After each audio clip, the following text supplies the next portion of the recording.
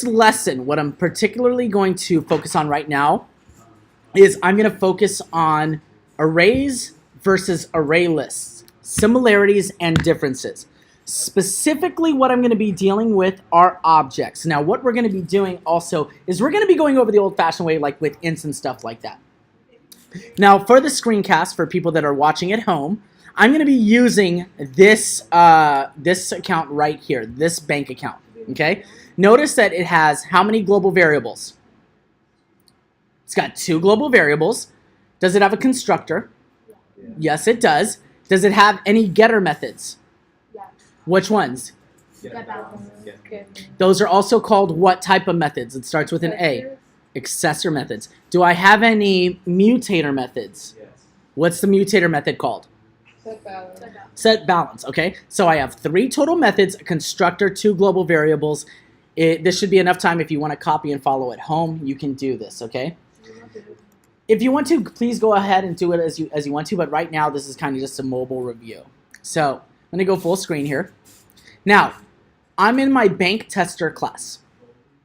Now, just quickly so you guys can get it out of the way, in order to do an array list, you need to import java.util. You can either import just the array list itself, or you can import utility or util.asterisk. Okay, java.util.asterisk. Either one works. So what I'm going to do first is I'm just going to go over both types of arrays that we have. Okay? We have int. So I'm going to start off with this basic method. Int array A equals new int 10. Now, what type of method did I tell you this was? This was the old school method of doing it, okay? Now, unfortunately, this is the method that you're more than likely going to use both on my exam and on the AP. How many variables have I created? 10. What is the highest index value? 9. What is the lowest index value? And how many are initialized? 0. Very good. I still have to go through and I have to initialize them. So there's 2 ways that I can do this initialization process. The first way is as follows.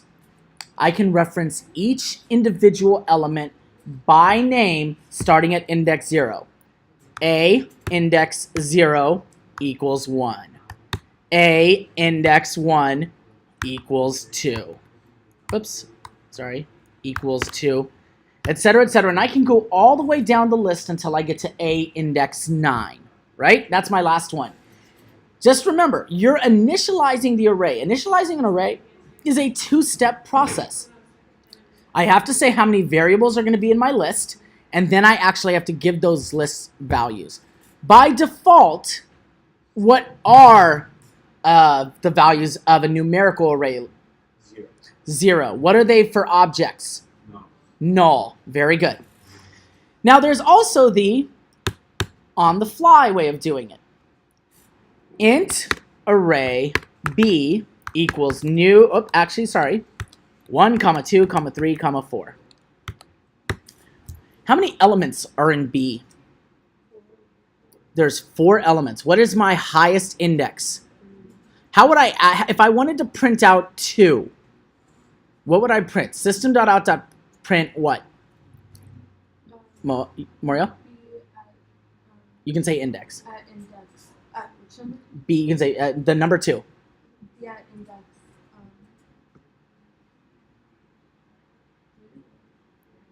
1. Remember that B index 1. So exactly. So I wanted to print out 2. I would simply just do, oops, here we go. B index 1. All right? And it prints out 2 in the console. Do we all see that? All right, so that is called on-the-fly method. Now, hold on one second, you all. Now, will you see that, will you have to write this in the AP, like in a free response? No. Will there be questions on the AP, like in a multiple choice, where you have to cycle through and this is given to you? Yes. And they expect for you to know what this is. You won't write this, again, you won't write this on the free response, but you will be required to read it and know what it is. Okay? Who had their question? Who was the question? Yes, Yoel. don't know if this is like an Eclipse glitch or like a Java thing. I remember you saying that like you can put the A on either side, but like sometimes depending on like what I'm doing, like if it's a if statement or stuff, Java like it throws an error. I'd have to see it, but yeah, what we were talking about specifically was this, where you could do changing that. That's all user preference. Some people, I have some students that love it on this side. I have some students that are just like, no, rubbish. Okay, so this is on the fly. Now what we're going to do really quickly is we're going to just go up to this one right here. That old school way, you're generally not going to initialize one at a time, because what they're probably going to do is they'll probably give you 200, 300, 400 items in an array list.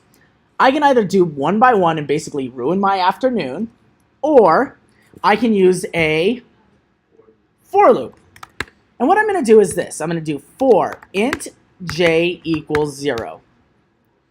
J is less than what? What length? A dot length. Very good. Okay, that review helped out yesterday. Good job. So int j equals 0. J is less than A dot length. J plus plus.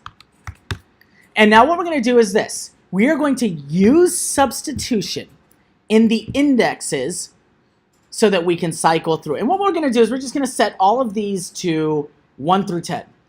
So I just say J index, or I'm sorry, A index what? Hannah?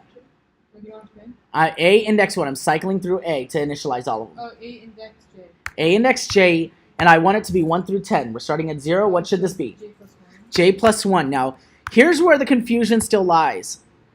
So all J right here is doing, J right now is 0. It's being substituted here, and it's being substituted here.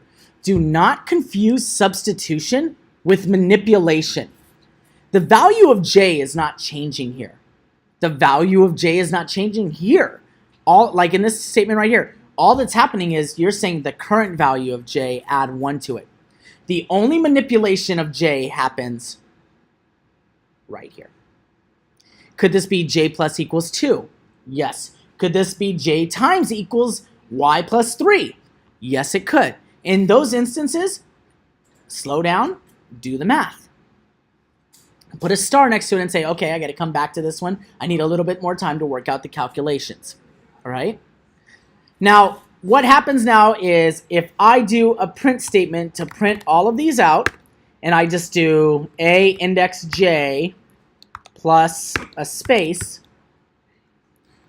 if I run this now, oops, let me get rid of the print. Here we go. 1, 2, 3, 4, 5, 6, 7, 8, 9, 10, and 2 obviously is from this statement right here, which I'll just delete. All right? Are we feeling comfortable with arrays of... Now, what are these arrays of, Daniel? Starts with a P.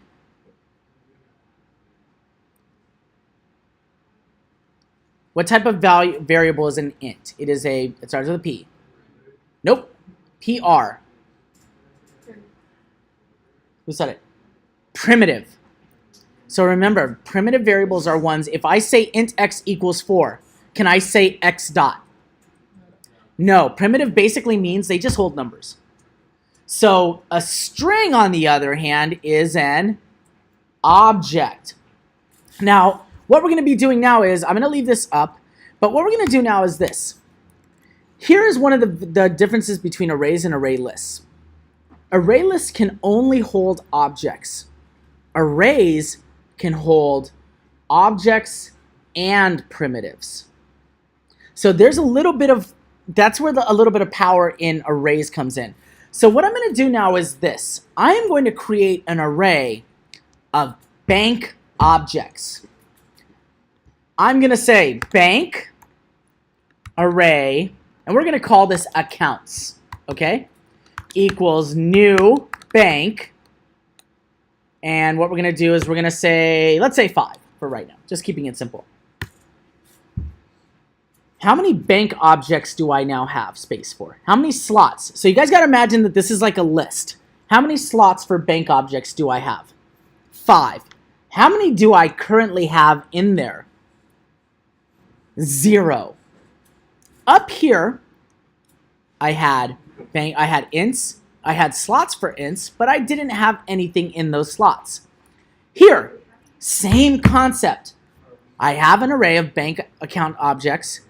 I have 5 slots for them. I have nothing. Yes. Aren't the banks initialized to null? By default, they're initialized to null, but there's no actual objects in them. So what we're going to do is we're going to cycle through with a for loop, and we're going to initialize these. We'll say int k equals 0.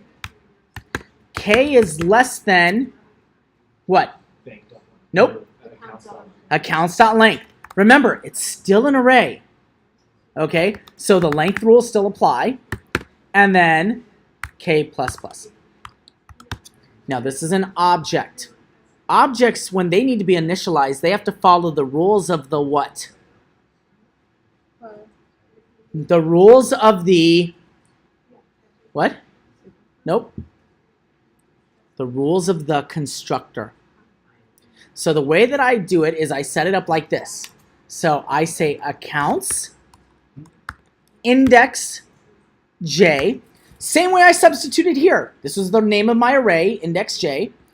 This is the name of my array, index k. Sorry. Okay.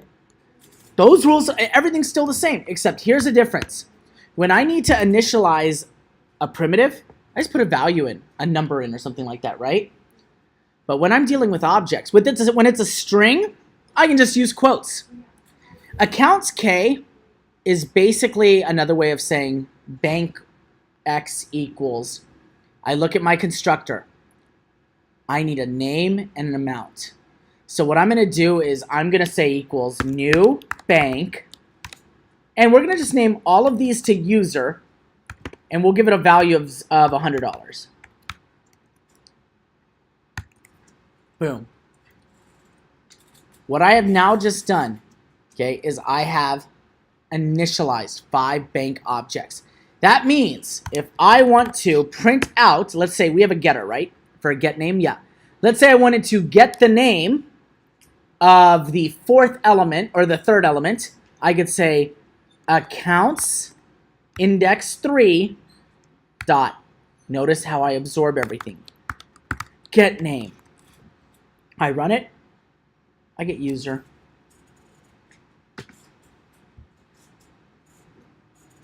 Every object was initialized with user and an account balance of 0. Yes, or 100. For object trees, are you allowed to use .fill? You can if you wanted to. If you wanted to, and just fill everything. Because like if you're going to go. No, I don't think you can because arrays.fill belongs to the arrays class. When you're dealing with objects, they use a different thing called collections. And then you would have to. So no. Don't do it that way. The AP graders are going to be looking for this in particular. Okay, so you have to do a loop. Yeah, you would do a loop, and notice the key thing what they're looking for, guys, specifically, and this is what I would be looking for, is that they're going to look for, you know that accounts K represents an object that hasn't been initialized. Finish the constructor.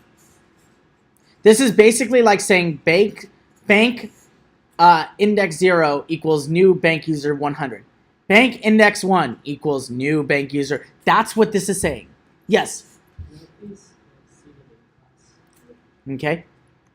So if we look at the bank class, remember, the constructor is the rules for how we initialize. And the constructor is basically replace public with new, and you match the parameters. So when I come here, do I have a string first? Yep. Do I have a double second? Yep. So I'm following the rules of my constructor, and I've initialized my variables correctly. Now, I want to go over something really quickly. Again, I probably have already told you this, but it's happened for the last 9 or 10 years. The AP on one of the free responses, I guarantee this is going to happen. On one of the free responses, they're going to ask you a question, and this could be all of part A, easy points. They're going to ask you, they're going to give you an array, and they're going to ask you to cycle through the array. They might have you make a manipulation, but here's how it's graded. What the first thing they're going to do is they're going to look that you cycle appropriately through the array. You will get a point just for knowing how to do this. Let's say you do all your math wrong. You'll get a point just for this. You'll also get another point for this. And technically, these are one and the same. Like, you won't get this without this. But when you're saying accounts K equals, okay, you're cycling through the array correctly. When you say accounts index K, you're actually accessing each individual element. You can cycle through an array and not access it. Okay, I can just do a for loop and boom, I'm good. But this actually means that you're accessing the element. That's another point. Let's say you have no idea what this is, but you got all of this, and obviously you'd want to put in some filler or something like that. That's 3 points. Out of 4? Out of 4. Then they'd want you to do this correctly. And more than likely what they would want you to do is return the array. Okay? That's 3 right there. Actually, that's 2 out of 4 points. I would assume after I'm done with you guys will return everything. You'll understand that easily. But it's that simple. That's 4 points right there. Easy, done. Just knowing that. So keep that in mind, all right? So moving on. Does anybody have, before we move on, does anybody have any questions about arrays, primitive arrays? Okay, you're not going to need to know system.array copy. You're not going to need to know binary search. You're not going to need to know .fill. Literally, the only array parameter you're going to need is .length. Yes? What about two-far array? Nope. It's just, those are kind of tips and tricks that you can use in the free response. They can't mark you off for it. So for example, they say, go through and fill this int array with 0. You can do it with a for loop, but if you do arrays.fill x, 0, done, full points. Don't need to write a for loop. So those are like tips and tricks to just be more efficient. Does it make sense? And what do I say? If it don't make dollars, Don't make sense. thank you. Oh. So, yes. I have 2 questions. Yes. One of them is if you want to add an index to the array, it wipes the whole thing. Yes, so here's the thing. Let's say, that's a great question. Let's say I cycle through, and let's say I find out later on, A needs to actually be a different size. I actually need 20 elements for A. The way that I reinitialize it is I do this. A equals new int 20. Now, some of you guys might have a question, well, do the first 10 get saved? No. Everything gets wiped out. There's a chance you would see something like this, okay? The other thing that I would like you guys to also keep in mind is this. If I do int array C equals A, how many arrays do I have? 1. How many names do I have? 2. C and A both refer to the same array. It's called referencing. The same thing happens with objects. So for example, I said string x equals hello. String y equals x. Print out y. What's y going to print out? Hello. Same name? Or 2 different names, same references. My second question is if you have an array but you don't initialize the indexes yet, and you print one, like you'll get 0, it'll have a value of 0. It'll have a value of 0, yes. Okay? Unless it doesn't exist. So if you initialize it like this, you're fine. But if you just did this and you tried to print one out, what error do you get? Null pointer exception error. Because you made the array, but we don't know what the size of it is. Okay? So I'm gonna. All right. How are we feeling, guys? One question. Yes. Speak loud so that I can catch you. When you have just the int array A, Uh-huh. how could you set a number of elements after? Just like this. Oh. So in Blue Pelican, Speak a little louder. So in Blue Pelican, it says that the array lists return only objects. Mm-hmm. So it says that when you try to, it comes like the object comes back as an object type. Yeah. What is that? We'll go over that right now in just a second. Okay? So when you like have some of the methods for like the array list, I remember this being on the homework and you guys are like Save all your array list questions for when after I cover array list. I'm going to transition right now. Does anybody have just any array questions? Yes. I want to make sure. Speak a little louder if you can. In the for loop you had at the very end, In this one right here? Yeah. Okay. Is every single person named user? So right now, yes, everyone is named user. If I wanted to change it, I would have to look here. Okay, right now I don't have a set name. But let's say I wanted to set the name. Let me just do that real quick. I'm going to actually add that really quickly.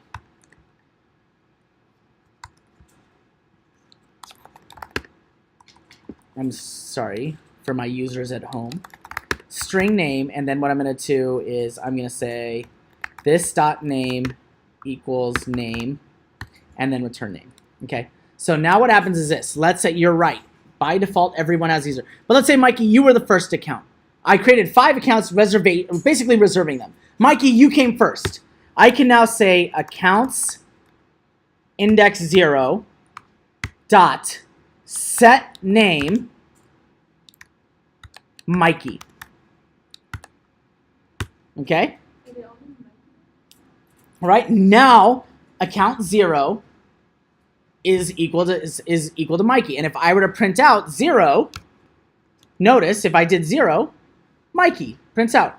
But if I did 1, user. Haven't touched it yet. Does that make sense? Okay. Speak a little louder. We're going to get into... You could. I don't want to go into nested for loops just yet, but can you? Absolutely, you can. Okay? All right. So, let's go here. Let's go here. Let's go here. Okay, so I'm going to delete this. Is this okay, guys? Now, what we're going to do is I want to group these together. All right. What we're going to do now is I'm going to replicate exactly what I did with bank accounts, etc. in here, but with array lists. Now, let's go over some rules, or some, not rules, but more differences between lists and array lists. Are lists and array lists the same thing? Yes, they are. Lists and array lists are the same thing. On your exam, you might see list, something equals new array list. Okay? 2, array lists only hold what? Objects. Can they hold ints? Can they hold doubles? Can they hold strings? Yes.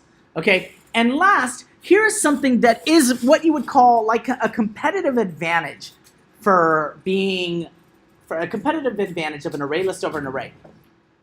Mikey, with an array, when I first create an array, do I have to set a size? Before I can use it, do I have to set a size? Absolutely I do, right?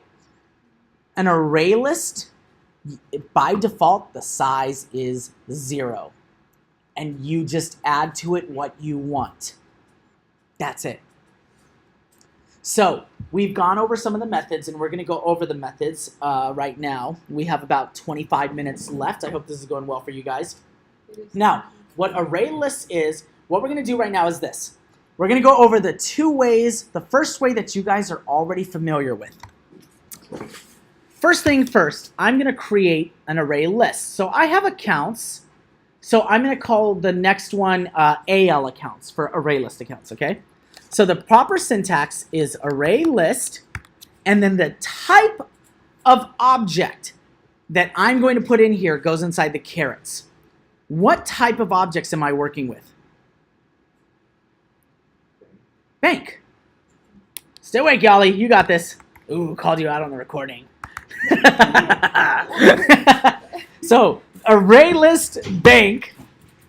And again, I told you that I'm just going to call this AL accounts for array lists. AL accounts equals new array list bank, and then open parentheses, close parentheses. Okay? Can I put something in here? Yes, it basically limits your array list, but we're not dealing that. Right now, we're not dealing with that. So this is the syntax. So basically what I did here is what I did here. The only difference is I have to give an initial starting size. I don't with the array list. Now here's the way that you guys have been shown before on how to add things. I'm going to say bank ACCT1 equals new bank user, comma, 100.0. And what I'm going to do is I'm going to copy this. And I'm just going to do this 4 times. Is that okay, guys? So it won't exactly match, but. Okay, bank account 1, 2, 3, 4. Then what you have to do is simply what? Who remembers? Account.add. AL accounts dot add. That's the difference between ArrayLists also and arrays. ArrayLists have methods. One of the methods that we have is add. And what I do is I add each account one by one. ACCT1. And what I'm going to do is I'm just going to copy this.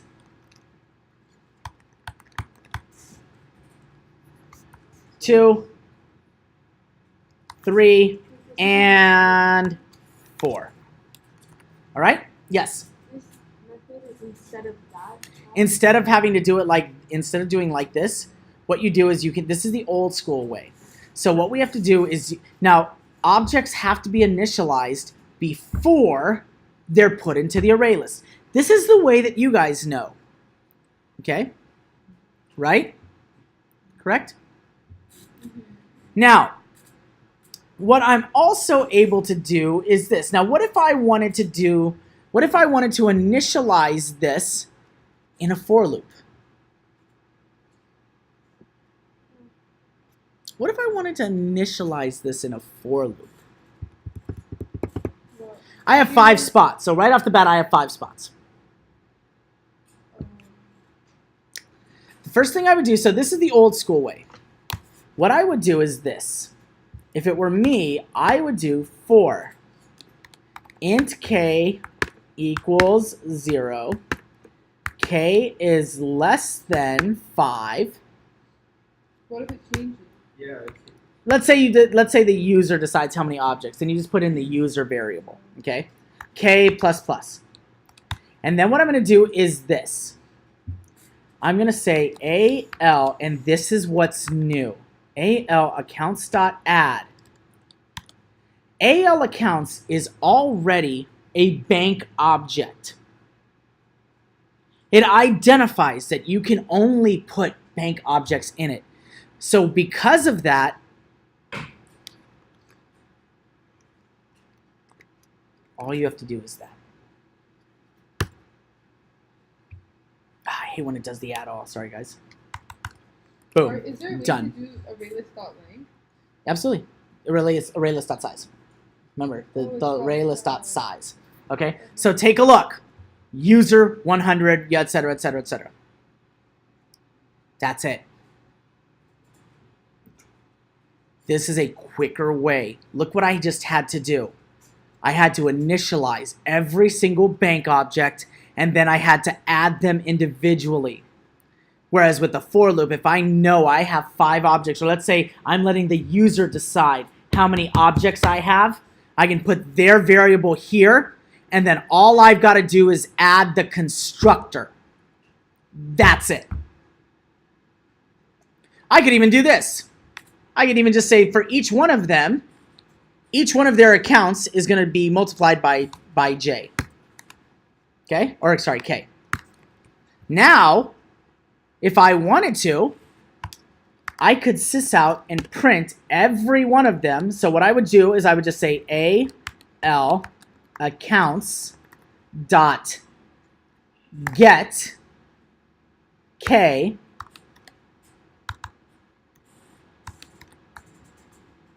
dot get balance. And if I ran this now, take a look.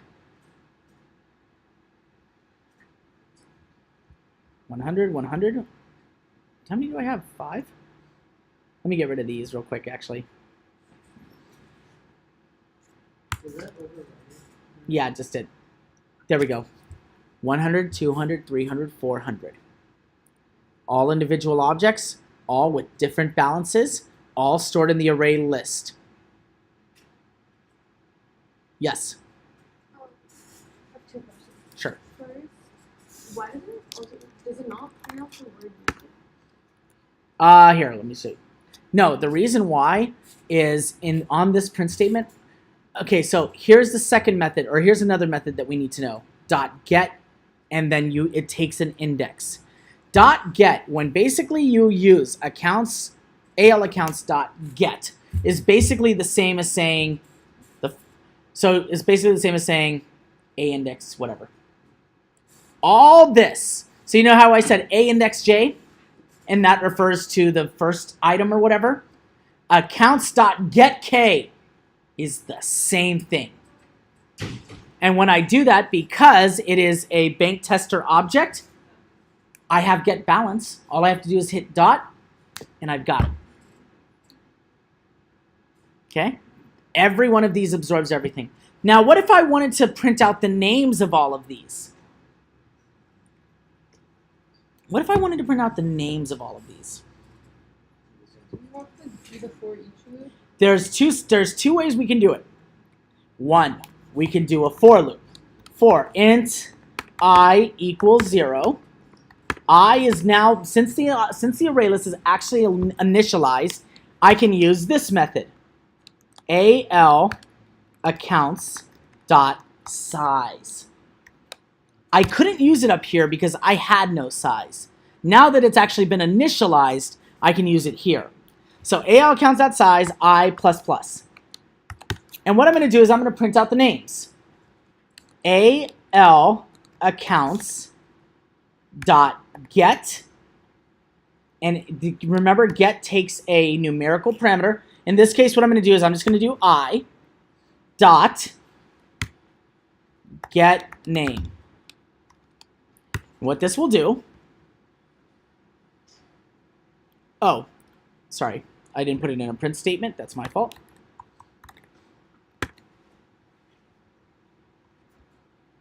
And boom.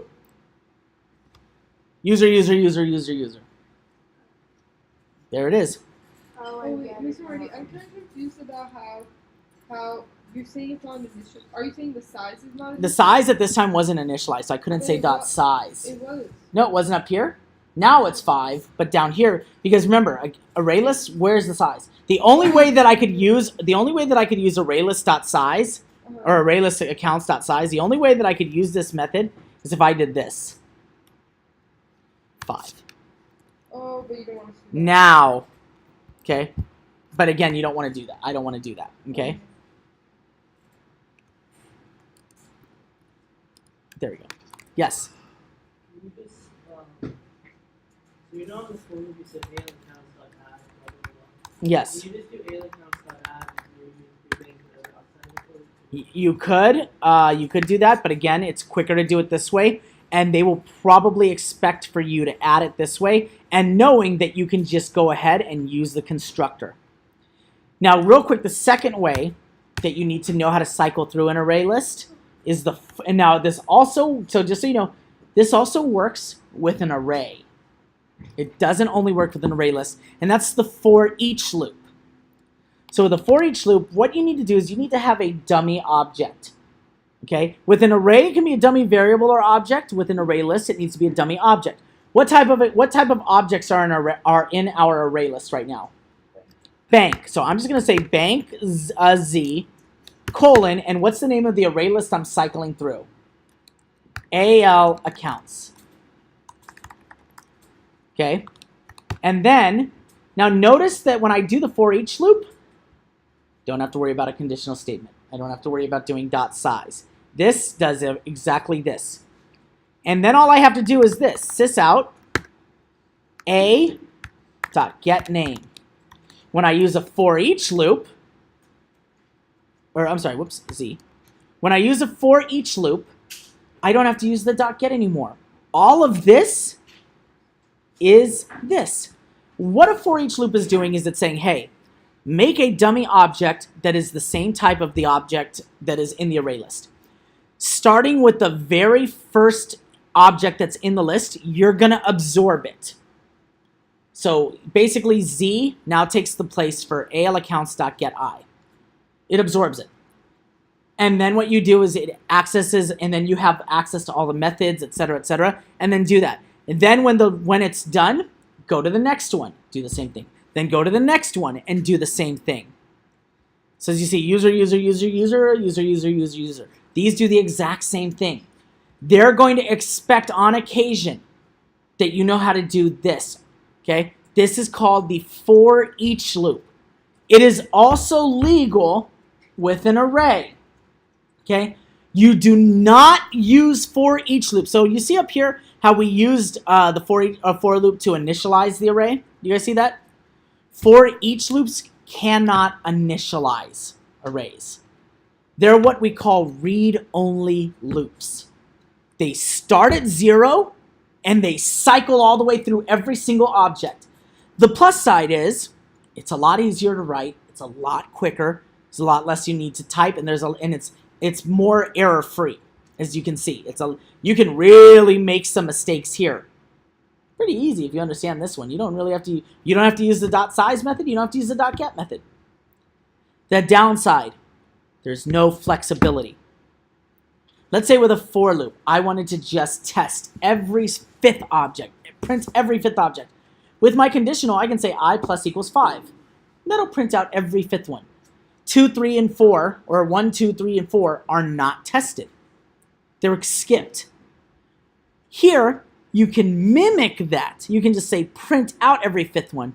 It still cycles through every single one. It may not print it, but it's still cycling through. Whereas with the for loop, you can just skip it. Your time is going to be faster with a for loop than with a for each loop. Does that make sense? Because you're actually limited. You're actually short. Here, let's say it was 25, and I wanted you to print out every fifth one. With the for loop, I can make it 5 iterations.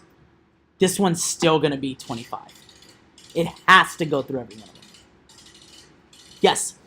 Can you do other stuff inside of a for each? Absolutely. You can do an if statement. You can do anything that you can do in a for loop. The only thing, ixnay on the initialization and the overwriting. If you overwrite, you can overwrite, but it only happens for the duration of the loop. And once the for each loop is done, all the values go back to normal. So it can really mess with you. Even if you don't use the dummy variable. Yep. Yep. Okay. All right. Any questions? Yes. For like, can you put objects with this like the same name in Yeah, absolutely. You can make them all the same object and referring. But does that mean what happens when you try? You know how there are like some methods like the add one where you can like add it or like move it by saying the object name. What happens if you do that? Because the first one it encounters, it moves. Okay. It's kind of like, remember like when we .index of and we say string n, let's say it was Nancy. It's going to only go with the first one. Okay. Now also remember, so these are the methods that you need. Okay. We have al accounts dot size. That tells us the size. We have dot remove. Dot remove, basically the parameter for dot remove is usually an index. So I can say 2, or I can say the object name. So remember how the first way we made objects, account 1, account 2? I can say remove ACCT1. What if a bunch of them have the same name? Removes only the first one. Okay. Okay, next we have, hold on. Next we have dot add with 2 parameters. One, and what I'm going to do is I'm going to say, hold on 1 second. So this one I'm going to say 1, new big, and what I'm going to say is I'll call this one Mikey. So rather than this being a user, if I print this out now, oops, take a look what happens now. Where is it? Oh, am I short? This should have been, oh, alaccounts.add. Oh. Let me just do this again real quick. Let me actually do this. Let me do it over here, sorry. Command X, Command V. Let me do it before the for each loop. User, user, user. Mikey! See that? Mikey was overridden. Okay. All right. So we have that with one parameter. So what happens is, now here's the thing. What's the size of my array? What's the length? Okay, take a look. I added 5 accounts here. Then I added 1 here and then just printed them. What is the size? 6. Dot add with 1 parameter or 2 parameters. It does not matter. Dot add increases the size of your array. Dot, Dot add or dot remove decreases it. Which leads us to this one, dot set. Dot set. Okay? Dot set keeps the array the same size and overwrites what was at the first index. It overwrites it. So now when I write this, when I run this, notice how I got an extra space here? Mikey, user, user, user. Okay? Or user, Mikey, user, user, user. I've overridden user with Mikey. Okay? Does the array size change? No. Dot set, the array size does not change. Okay? All right. Now the last two that you need to know of are dot get. And dot get usually uses an index value. And when you do a dot get, it basically means you're absorbing everything that was in the object inside that dot get. So if you had a string array list, all the string methods, dot length, dot to uppercase, dot substring, get absorbed into the dot get, which means that I can use dot again with it. All right? Same thing. And then dot index of, for example, we haven't done, but we can use dot index of with strings. And what that does is just returns the index where it's found. If that string is not in the array list, you get a -1. Is that going to be on the test? That's not going to be on the test. We still have to go further into it. So this is just a brief intro to array lists. Okay? And it's more than enough to cover you through the multiple choice. Yes? So it's more of an object question. When you say dot get balance, like you say object dot get balance or dot account one dot get balance, it gets the balance of account one, right? It says accounts al dot get index 1. When you do it that way, what that says is, okay, look at your account list, look at the first object in the account list, or the one with the index value of 1, and then get the balance of that object.